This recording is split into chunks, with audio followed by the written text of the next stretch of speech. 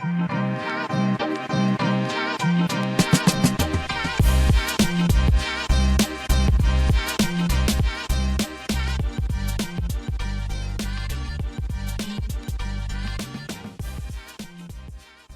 listening to Mom is My Emergency Contact podcast. Real conversations, no filter, no BS. This is Lisa, your host. And today we're going to do something different, okay? I know you're like, again.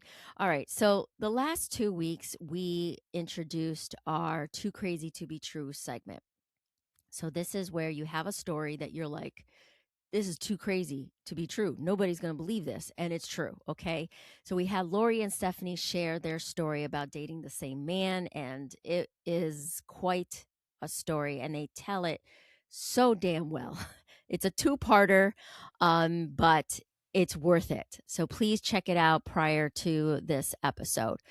After listening to their episode and recording it and editing it, I was feeling a certain way about it, and not in a bad way towards them, but just feeling like, my God, here we go again. We got women that are getting duped by these men, bamboozled and lied to, and I can resonate with a lot of the things that they were saying. In fact, at one point, I'm like, is this the same playbook they're all going by? I mean, a lot of their stories that they were sharing was very similar to my experience. So with that being said, I felt like it was my duty to provide some sort of thoughts, like Lisa's thoughts, kind of like after dark thoughts. Not dark thoughts, but it could be dark thoughts. But like, what are the things that I'm thinking about? What are the topics of discussions that we should be talking about after these episodes? Now, I'm going to show this and put this on the podcasting platform, but moving forward, these episodes will be living on Substack. So I'd love for you all to join me on Substack so that we can continue the conversation. It's not a recap of the episode.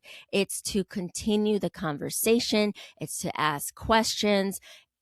It's to get clarity. It's to move the needle. It's to change the narrative. It's to think differently.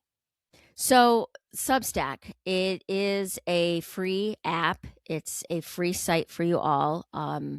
The link to join is going to be in the show notes, and I'm going to provide kind of my thoughts of the episode. So this is what this is. All right. So back to Lori and Stephanie talking about dating the same man. And I got to say, after I recorded, besides the fact that there was a lot of experiences that I had similar to theirs, the way they went about it is by going on a website or a Facebook group, or can I just say a platform, a group, a social media group. Let's just leave it at that, where you can vet men.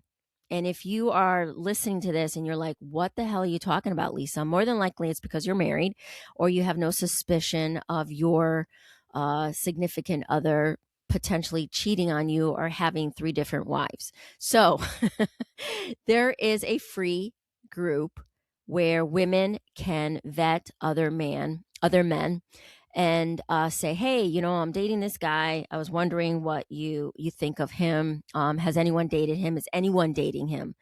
And the intention of the group is spot on. However, with everything, there is going to be a level of toxicity that's going to make its way in there. Why? Because we are still not working on ourselves. And this is for both men and women.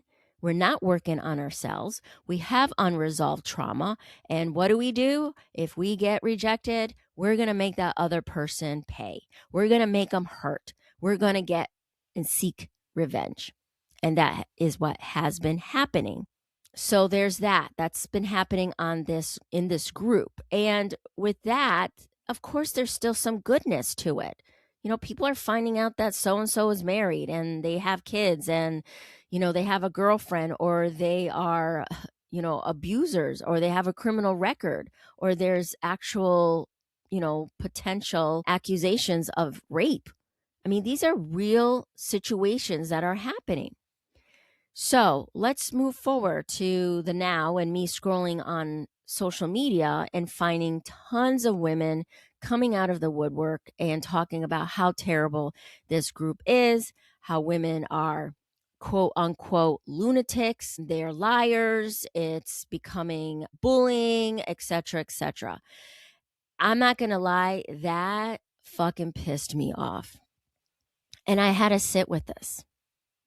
I had to sit with why was this angering me that there were so many women that were pretty much demeaning the group, but also demeaning the women in the group. And I had to take a step back and say, why am I so triggered by this? I'm triggered by this because we already live in a society that we have a disadvantage. Okay.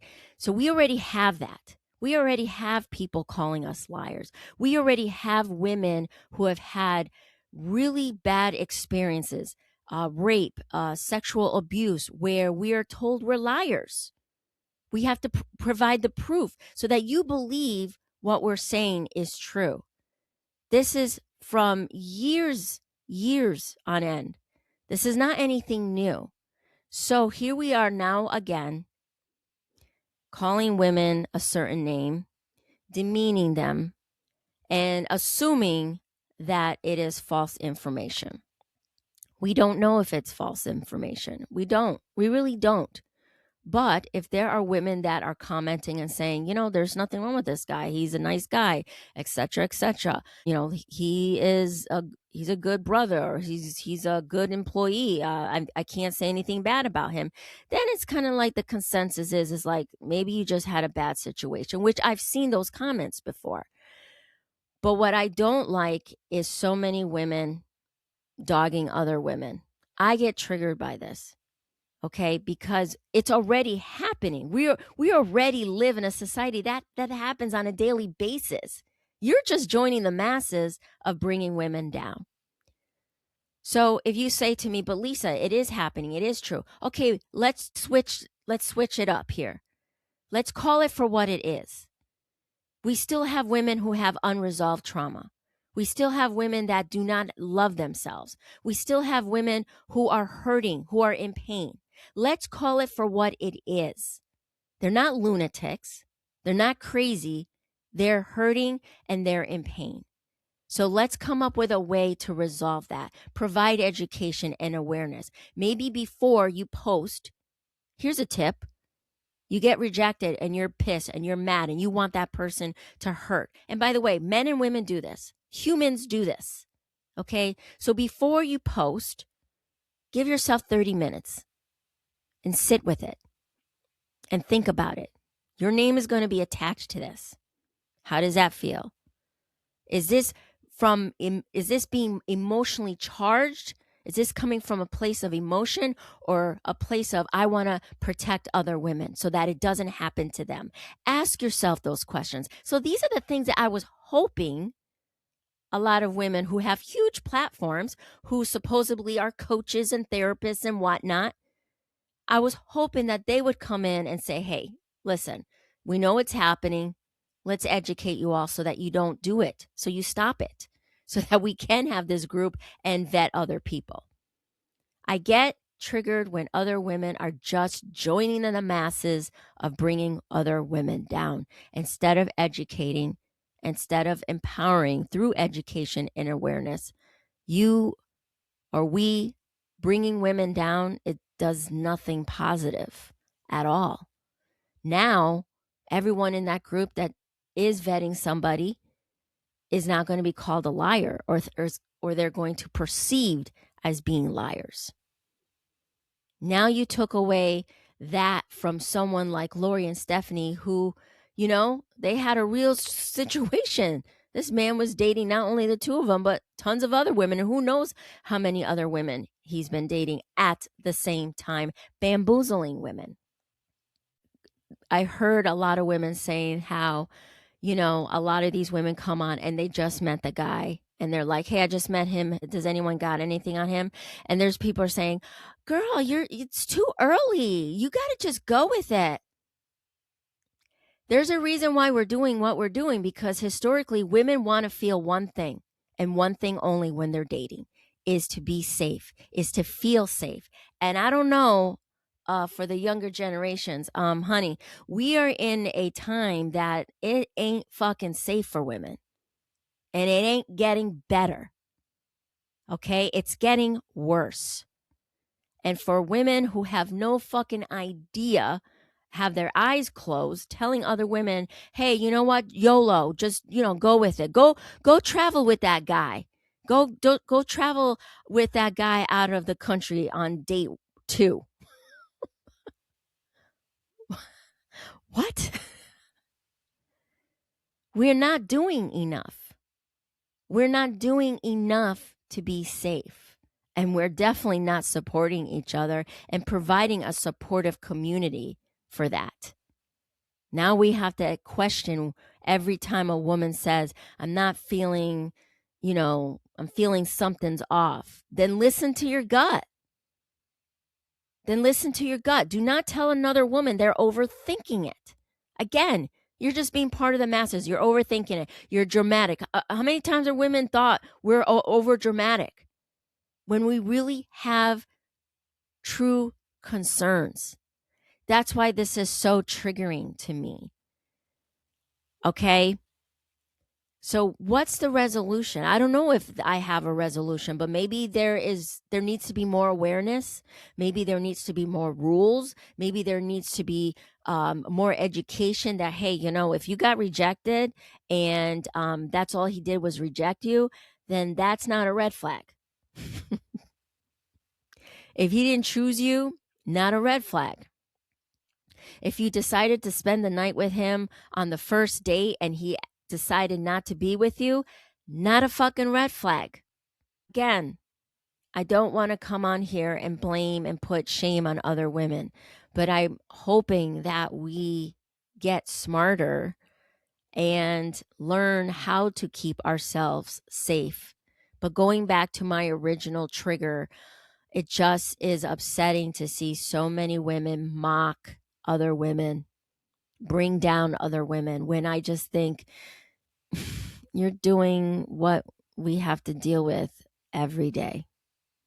I feel like I went all over the place with this topic, but it just angered me because I think about the story of Lori and Stephanie. And again, you got to listen to the episode. And this was, there was some good having a place to vet someone. There was some good where they were like, I'm feeling a certain way with this guy. And I heard another influencer say, there are good stories that come out of it, but they're too small. There's more bad than good. So let's bring women down because of that. I don't get it. I don't get it. I think we're in this place where I see a lot of this, man, there's just a lot of mean women out there, and there's already mean people. Let's not be mean women towards each other. I don't know what your thoughts are on this. I wanted to share my thoughts on the story of Stephanie and Lori, and also this vetting process. I think that it has good intentions and good comes out of it. But I do think that there needs to be an education piece, maybe a rule piece where, hey, if you've been rejected by a guy, that's not a red flag. And if you feel like a certain way, then, even bring in the idea of maybe you got some unresolved trauma, but hey, maybe you want to talk to a therapist. Here's a link. Maybe there needs to be just better protocols. But I can honestly say there has been a lot in what I've seen, a lot more of deviant behavior from men towards women, whether they're dating while they're married, dating multiple women, or having a criminal past. And I will say that there's different types of women depending on where you live. I happen to see a certain city where they provide way more support than my own city. Women have come on there to say, I can't stop, I can't let this guy go. I know he's horrible for me. I can't let him go. And they are screaming for that support. They want that support. They are they feel that alone, that they're going on a platform asking strangers advice. Does that not say anything? We need to be better, women.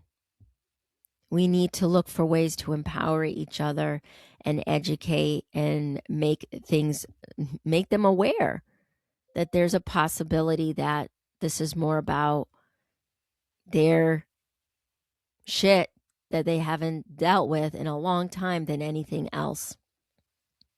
It's okay to be rejected. I always tell my daughter, rejection is protection. They rejected you, thank you. Say thank you to the universe. It wasn't your person. Stop grasping. So that's what I wanted to share for this episode. I want to know what your thoughts are on that. It's very upsetting to see this bullying because when people are saying that they're seeing they're calling it cyberbullying in these groups. Well, as they're talking, they're bullying themselves. They're bullying the women that are in this group. You're no better. You're not bringing anything positive to women or anything empowering to women by you even talking on social media. But then again, hey, maybe they're doing it to get more views and more followers. And maybe that's the intention, which is this is the generation that we're in. Get more views, get more followers, make more money. Anyways, I'm going to leave you guys with that. Let me know your thoughts. DM me, email me at momismyemergencycontact@gmail.com, all one word. And don't forget, we still have our Too Good to Be True story. I already have one coming through, and it's going to blow your mind. Again, this doesn't need to be a story about dating. It could be about work. It could be about a relative. It could be about anything. Just a story that you think, man, there's no way people are going to believe this because it's just too crazy to be true. Come to me. We want you on. I think that sometimes these stories need to be said so that other women who may be experiencing the same thing can be like, damn, I thought I was the only one. And they feel that there is some sort of it's going to be okay feeling. Okay. I think that's it. Next week, we're going to have another amazing guest as usual, another amazing woman sharing her side of life, her perspective of life. And remember, Mom is My Emergency Contact podcast is a podcast for women. We're having real conversations, unfiltered, no BS. You don't need to agree with me. And if you don't, please send me your comments so that I can share them on air for next week. Okay, everyone. Until next time, bye.